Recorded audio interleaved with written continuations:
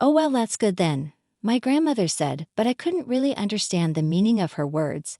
After taking my talented brother with them, my parents left this house because I'm stupid. I was the only one left behind. Now everyone's gone, and I'm lonely and all alone. Was I abandoned by my mom and dad? Yet my grandmother raised me with deep affection, delicious food, and warm smiles. I learned how happy it is to be accepted just as I am. Then, after living freely for over 20 years, my parents appeared before me. They came back after seeing me, now an accomplished researcher in the media. They didn't hide their desires, approaching me with an ugly smile. I felt a boiling anger inside, witnessing their actions. I felt a boiling anger inside seeing them in such a desperate situation due to their own actions. The sight of them with their vile smiles, uttering words of fake praise like, "You're amazing," or frantically spitting while screaming, "A daughter has a duty to help her parents," was so repulsive that it was hard to put my feelings into words. I felt an intense boiling sensation inside me while my mind seemed to become sharper. These people haven't changed at all. They believe only their values are correct, using them to justify excluding others and rationalizing any kind of tyranny without a thought for the people they hurt. Don't make me laugh, come to me now just because you need something. So I won't hold back anymore. I've already been walking my own path in life. I can't think of people who neglected me my whole life as family. I have no attachment to them. The time had come to tell my parents what I had always wanted to say. I renounce all inheritance and declare estrangement. I'm Jessica, a 29-year-old researcher. Ever since I was young, I loved playing outside, running around in mud puddles and sandpits until I was covered in dirt. When my science teacher talked about microorganisms, the idea of something invisible yet present fascinated me. Though invisible to the naked eye, each looked completely different under a microscope. I wanted to see things I'd never seen before, so I asked for a picture book from the bookstore, but it wasn't enough. We didn't have a microscope at home, and I couldn't always use one at school. Seeing my disappointment, my teacher taught me about the work of microorganisms. For example, they eat fallen leaves and live in mud. Since leaves and mud were easy to find, I ended up getting muddy while playing outside as I searched for the results of microorganisms' activity. "Jessica, why do you always dirty your clothes? How many times do I have to tell you?" My mother would scold me every time I came home with dirty clothes. But I'd forget when I was playing, especially since my mother wanted me to engage in more traditionally feminine activities. She would say, "You're a girl, so wear a dress. Playing outside isn't something girls should do." Because I preferred the exact opposite kind of play, I often got scolded by her. My tendency to get absorbed in things to the point of ignoring everything else was a problem at school too. During home visits, my teacher would comment, "Jessica often has trouble concentrating in class and can be found daydreaming. She gets easily distracted by things and tends to lose focus." My mother would smile awkwardly, apologize, and gently tell me, "Let's study hard." But as soon as the teacher left, she'd pull my arm and yell at me in a shrill voice. But I just found classes boring. The classes were often hard to follow, with teachers just rattling off content as they pleased. So just listening would get boring. Then my mind would wander to more interesting things. That's how it felt. That's why my test scores were always hit or miss. I'd score near perfect on some and then end up in the 20s on others. My inconsistency meant my report card was a mixed bag. The teachers at school would say, "It's way better to have interests, even if it means varying effort, than to have none at all." But having even one subject below average was unforgivable to my parents. They'd throw my report card aside with disgust, saying, "A fool has no place in this house." My parents were always boasting about their own excellence. My mom, a teacher at a competitive high school, took pride in having attended a university with high academic standards. She believed that good grades and getting into a top university were necessary for a great life. I noticed that people around her were somewhat put off by her rigid values, but my mom either didn't realize it or didn't care. Even if she was told, "In today's world, it's an educational society where you graduated from matters a lot. Anyone who doesn't get that is just a sore loser." It would have been better if she just looked down on others, But she was aggressive towards anyone with a differing opinion, so it was best to avoid conflict. My dad was similar. He graduated from medical school and became a medical researcher, often talking about his work at the university hospital and writing papers. He firmly believed academic background defined a person's worth, often demeaning patients and faculty from other departments based on their alma maters. So to them, my situation was embarrassingly unacceptable. Unfortunately, I had a brother who was the exact opposite of me. He was the perfect child my parents wanted, obeying them and excelling in school. He got luxurious nutrition-focused meals and high-quality clothes. I was the opposite. My meals were leftovers from what my brother and parents had. My clothes were either too small or hand-me-downs from my brother. Once I started prioritizing outdoor play over house play, the frequency of getting new clothes dropped significantly. My brother and I were treated differently based on our parents' values, but I still loved my brother and he was kind to me. My brother, burdened with a ton of workbooks from our parents, was always at his study desk. But he helped me with my homework and even shared his snacks with me, knowing I didn't get any. We both understood without saying it that it wasn't wise to go against our parents. The worst came when I was 9. My parents, busy with their work and my brother's education, gradually treated me as if I were invisible. "Fend for yourself," my parents said, and they stopped preparing my meals. While my parents and brother were eating, I was locked in my room under the pretext of doing homework. I was allowed out when my brother went to take a bath, and then I would eat whatever I could find in the refrigerator. For clothes, I wore whatever was clean and available. However, my muddy clothes were often rejected even from the laundry and left on the floor conspicuously. A tablet was placed, showing a video on how to use the washing machine, and I learned how to do my laundry by watching them. I remember feeling relieved that nobody commented. When I managed it myself, there were days when I didn't see my parents at all. They were always busy with work, and on their days off, they focused on my brother. Even if we crossed paths inside the house, there was no eye contact, no response to my attempts at conversation. So I gradually stopped trying to talk, and my parents continued to ignore my existence even more. They read all the school handouts and provided everything I needed for school. So I just thought that was how things were supposed to be. I guess my teachers, being colleagues of my mother, didn't think she would go to such lengths. There was never any communication about it. Then one day, when I came back from school, I found a note on the living room table in our deserted house. "Your brother is going to a new school. We've made this house livable for you." At first, I didn't understand. I had heard from my brother himself that he might be transferring to another school. It seemed it wasn't final at that time, but I guess my parents had arranged everything. But the note said they had made the house livable for me. I read it over and over until I finally realized that I was being left behind. My parents were going with my brother, leaving the house for me, implying that they didn't need me. When I realized that, tears started to roll down my cheeks. I was just so sad because I wasn't good at studies, because I didn't obey, because I dirtied my clothes. No matter how hard I tried to get my parents' attention by doing good things and behaving well, once I did something wrong in their eyes, I was completely ignored. So I was abandoned, and that fact was unbearably sad. I cried out loud, wailing. As it got dark outside and I grew tired of crying, I started to think again. It's impossible for a 9-year-old child to live alone. Even if I had a house, what about food? Without money, I couldn't do anything, and I didn't want to be alone. Then I remembered when I was little, I used to visit my grandparents often. They were my mother's parents, and I often stayed at their house. My grandmother worked as a caretaker at a foster home a short drive away, and I have memories of going there with her.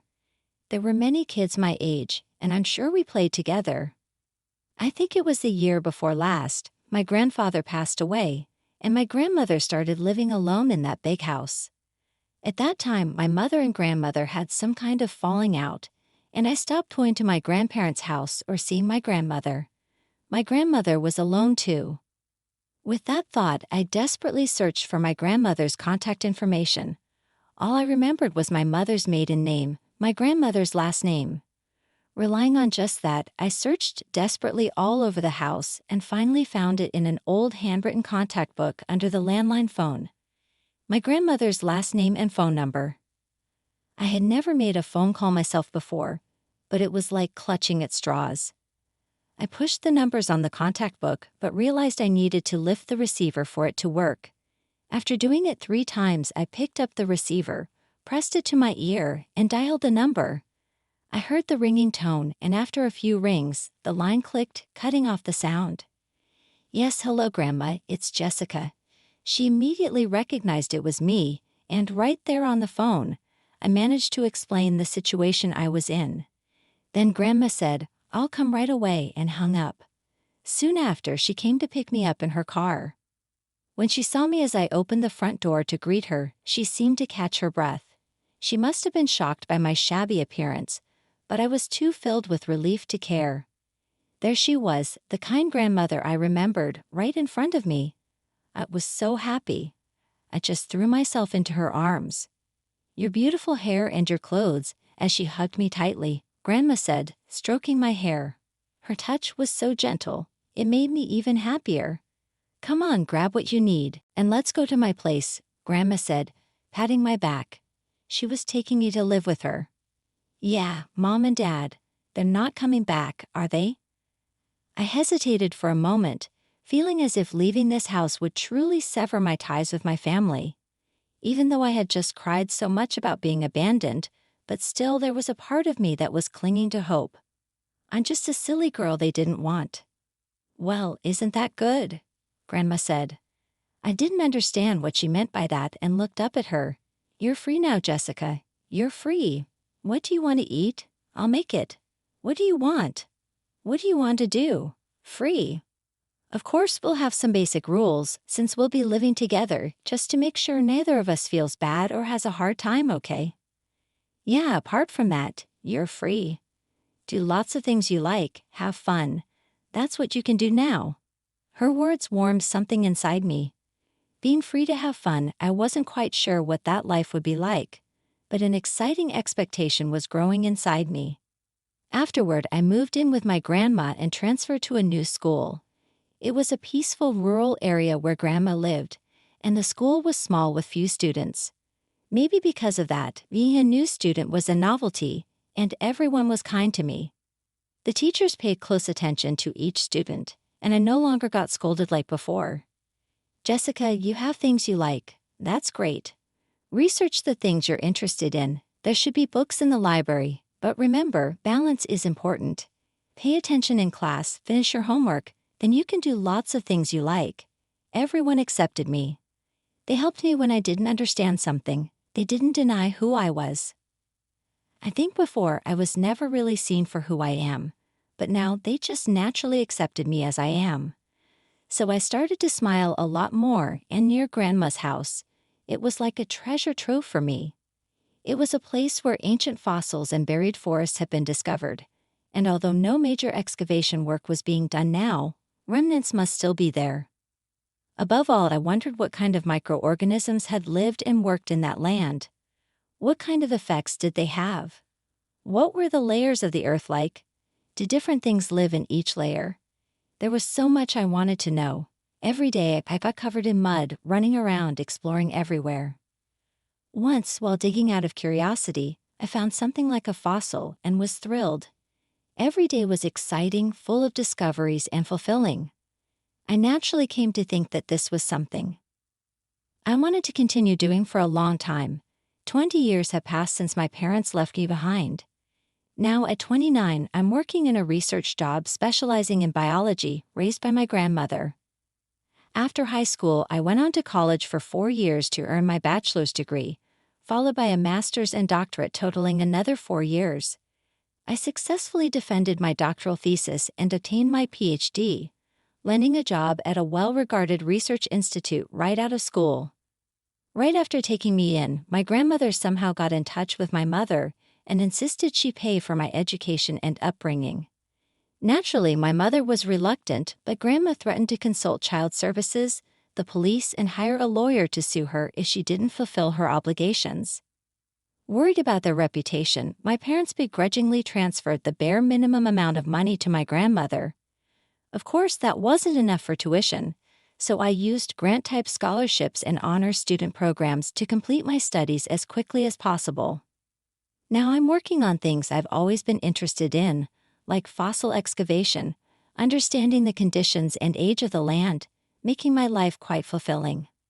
Although research institutes are known for their excessive overtime, often exceeding 100 hours a month, I don't differentiate between working hours and overtime. I research to satisfy my curiosity. I use numerous methods to find answers.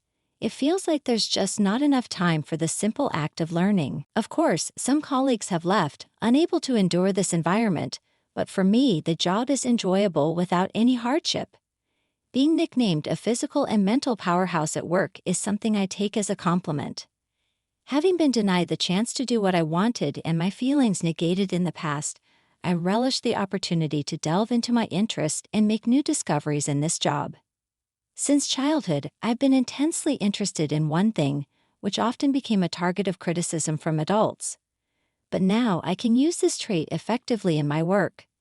My grandmother helped me learn how to manage this trait, turning it into a strength that I could use as my weapon.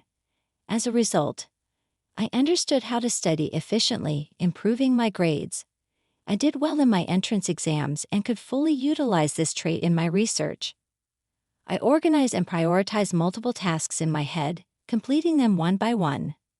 The sensation of my brain nearly boiling over as I scrutinize information and find answers brings an indescribable pleasure. This job is indeed suited for me. Recently, I received an award from a prestigious society for discovering and elucidating the unique functions of a rare microorganism found in the sand samples I analyzed during an overseas fossil excavation. It all started with my curiosity about why this microorganism was present in that particular stratum. As I unraveled the mystery through research, I learned about its critical role in evolution, prompting me to quickly write and submit a paper. This discovery kept me abroad longer than expected, and I got tied up in non-research-related meetings and media interviews, consuming extra time. But I managed to return to the States. Just when I thought I could return to the Institute to continue my other research, I was ordered by the director to take a few days off as a reward, delaying my plans. Since these opportunities are rare and there's not much else to do, I decided to visit my grandmother, so I headed straight to her place from the airport. "You've been busy again, haven't you?" "Not really, it's more that the non-work stuff is bothersome." "Ah, I saw you on TV, that party. You were wearing such a lovely dress."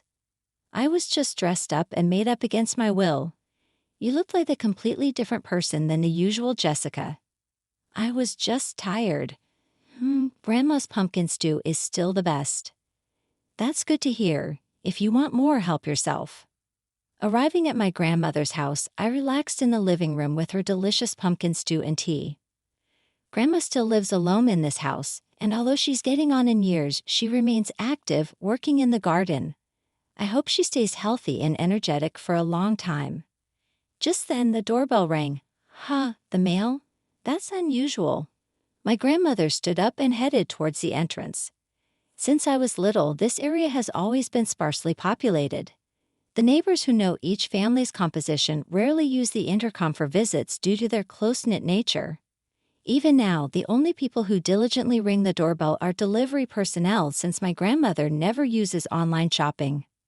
I was wondering what could have been delivered.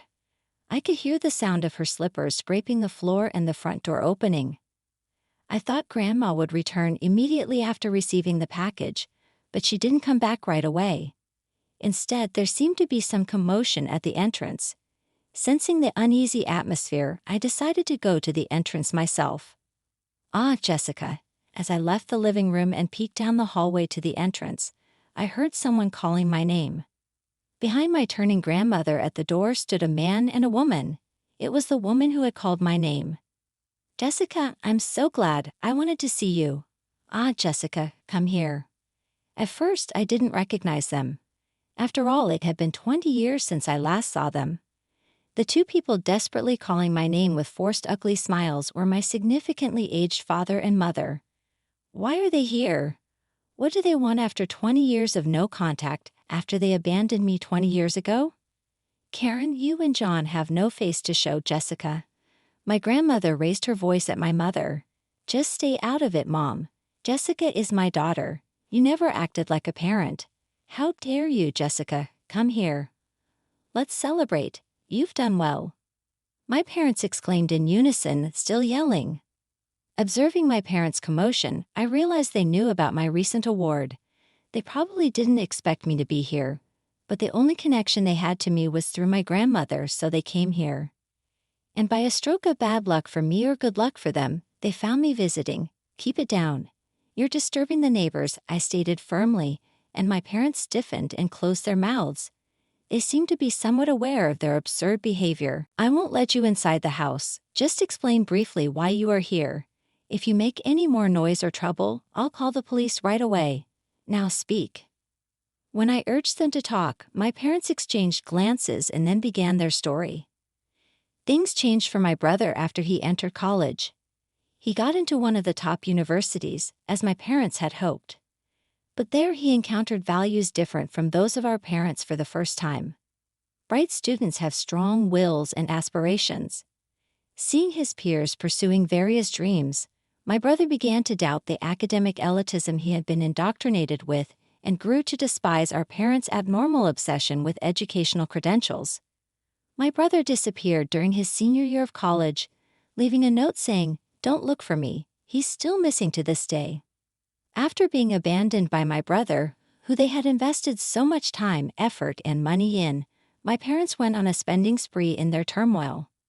To me, it made no sense, but maybe they were trying to fill the void of loneliness with other things.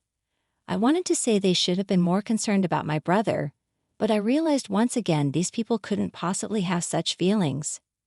Naturally, their savings dwindled, and it impacted their real lives. They started lashing out at others at their workplaces. My mother, a teacher, was overly strict with her students and excessively interfered with their futures, eventually causing several students to stop attending school. She also harassed and verbally abused younger colleagues, leading to recordings of her actions being submitted to the Education Board, resulting in disciplinary action. Both parents are being threatened with lawsuits by lawyers from both sides. My father, too, behaved similarly, looking down on colleagues with lower educational backgrounds. He made unbearable remarks and acted high-handedly. Not only that, but he also treated hospital patients in the same manner and even made advances towards female patients he fancied. It seems he'll soon be facing legal issues for that as well. I felt they had reached their limit with no one to stop them. My parents, with tears in their eyes, explained their situation and then leaned towards me. "Jessica, we want to live together as a family, supporting each other, right? You were really our daughter after all. You've done so well, amazing. You must be famous in your field by now. With fame comes authority. From now on, support each other." What do you mean? That was an unforgivable remark. Support each other now, after all this time? But we're family. I interrupted my parents' words with a question, shocking them. Family? What do you mean by that? What do you mean we might share genes, but we're not a family, are we? Why would you say that? My mother's voice grew louder, trying to stop me. I even felt a sense of nostalgia in that unchanged voice of hers. And then I realized I'm not afraid of them anymore, not even a little bit. Also, stop twisting things to your convenience. You're only here because you're facing huge compensations you can't pay, right? You're relying on me, but is it because my brother is gone, and now it's my turn, or is it because you've run out of money to the point where you have to rely on the daughter you abandoned? As I spoke calmly, my father was speechless, but my mother glared at me with wide eyes. "Jessica, how can you say that? We're family. We should support each other. You're just shocked because we haven't seen each other in so long, right? Don't worry, from now on, we'll live together and we can adapt to each other's pace." "That's a joke." "Absolutely not. I refuse. I don't want to talk to you ever again. Please leave." I reflexively said that when they mentioned living together. Even as my parents started yelling and screaming, my heart remained cold. "Jessica, how can you talk to your parents like that?" Hurry up and pack your things, take us to your house. My parents' words became increasingly rough, even though I said I didn't want to live together. They intended to barge into my home. It made me chuckle. In fact, it seemed that my expression reflected that sentiment. Somehow I felt a faint smile forming. Just as you treated me like I'm not your child, I've never thought of you as parents. To suddenly be told by strangers that we're a family and should live together is nothing but terrifying. Your child is just your son. I want nothing to do with you from now on. I don't even want to be invited to the funeral. I thought to myself, so this is what it means for your blood to boil. My gut was heating up, and it felt like my blood pressure was rising. However, my mind remained calm. It was as if a cool breeze was sweeping through my thoughts. It's something I've thought about for a long time. Cutting ties might be necessary for inheritance issues that might arise in the future, but severing the parent-child relationship would be impossible. However, if I cut ties in practice and simply didn't communicate, that should work. Finally, my parents turned red in the face and started yelling.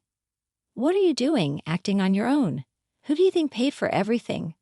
Daughters have an obligation to help their parents. Do you understand how incredibly ungrateful you sound?" Once again, my parents began to yell, and I could only sigh. I wondered how I could make them understand. Do you seriously think that just by giving money, you can call yourselves parents? My grandmother said it in a calm voice. I thought she was absolutely right. To me, those people weren't parents. Being a parent is a fact, isn't it? That's right. It seemed my grandmother's words didn't reach them. They continued to make incomprehensible claims loudly. My grandmother sighed at their persistently loud and incomprehensible arguments and turned on her heel. My parents were still shouting. At that moment, I suddenly heard a police siren getting louder and louder. I wondered if there had been an accident, but the car stopped in front of my grandmother's house. Police officers got out of the car, and there was a crowd of people around the patrol car. Even in this rural area, if a loud argument like this happened, the neighbors would notice it quickly. It seemed they had called the police, thinking it was a major incident. Despite being in the countryside, my parents seemed greatly flustered by the appearance of the police. They put on unnaturally friendly smiles and stammered in their responses. When I explained to the police that my parents left with only my older brother and today, for the first time in 20 years, they said they want to live together, the people around us started to murmur. My parents glared at me, but their response seemed to make the situation more believable. The police officers kept my parents away, and in the meantime, we closed the front door and locked all the doors. As expected, my parents didn't come to the house afterward. I heard from the neighbors that my seemingly nice parents had a conversation with the police for a while, and then they left as if nothing had happened. After that, several days passed, but there was no sign of my parents. It seems that even the neighbors are keeping an eye out, but it seems that the two of them haven't come near this area. Could it be that they just came to visit me as a last resort? I had to return home before the vacation ended, and I had relaxed a little when a visitor came to my grandmother's house again. "Hey, long time no see, Jessica." "Big brother." A man with a sun-kissed tan and long hair casually tied up stood there. I realized it at his mouth when he called my name and smiled. Standing at the entrance was my brother, who had gone missing just a while ago and hadn't been heard from for several years. I brought my brother into the living room and listened to the details. While interacting with various people in college, my brother became aware of our parents' abnormality and had been patiently waiting for an opportunity to escape from that house. While working part-time, he had accumulated enough funds, and when the time was right, he left the country. His goal was to see various people in various parts of the world. While traveling around the world, he worked locally, and he said he took many photos.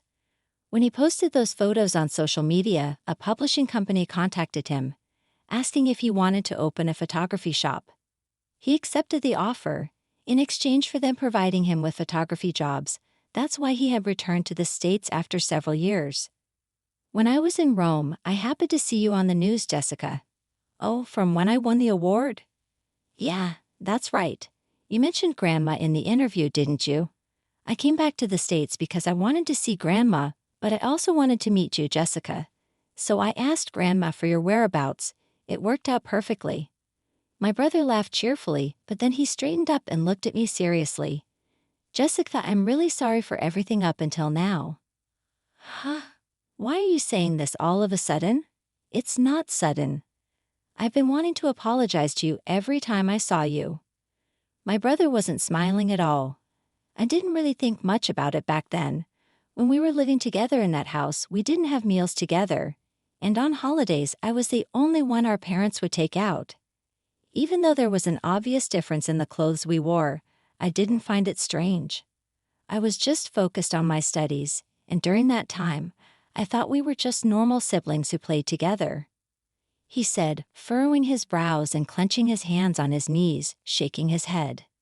When I mentioned having a sister to the people in my college seminar, sharing stories from our past, they were all shocked. That's when I finally realized that you had every reason to resent me. I should have gone to apologize immediately after leaving home.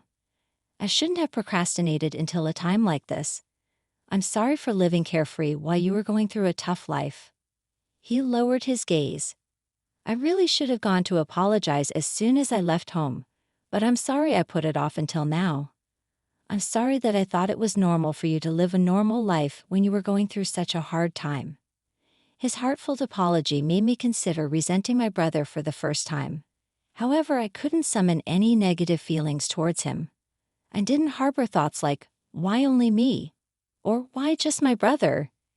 At that time, I was preoccupied with our parents to the point where those thoughts rarely crossed my mind. I'm not angry, and I don't resent you. Back then, you were the only one who really talked to me, I said, and my brother's face contorted in a pained expression upon hearing these words. As tears welled up in my brother's eyes, our grandmother approached with mittened hands, holding a plate. Would you both like to have some candied sweet potatoes?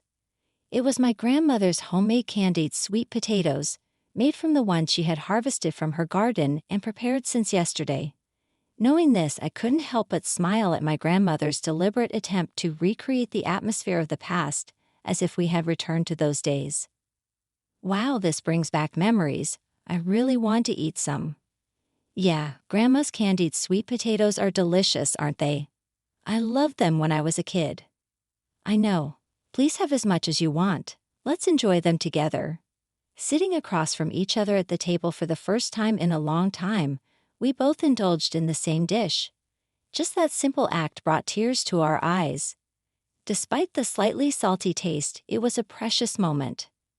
Afterward, I learned that our parents had to bear a significant amount of compensation and had further scandals that made headlines, ultimately losing their jobs. Currently, they seem to be living a modest life, working alongside people they once looked down upon due to their lower educational backgrounds. They had to humble themselves before younger supervisors with only high school diplomas. It must have been a humiliating experience, but I believed it was a necessary lesson for them. My brother and I, who had been separated for 20 years, began to frequently communicate, share meals, and visit our grandmother's house together. I was truly happy to spend time with my brother as a family, grateful for the moments we shared with our grandmother. My brother and I felt content in both my personal and public life.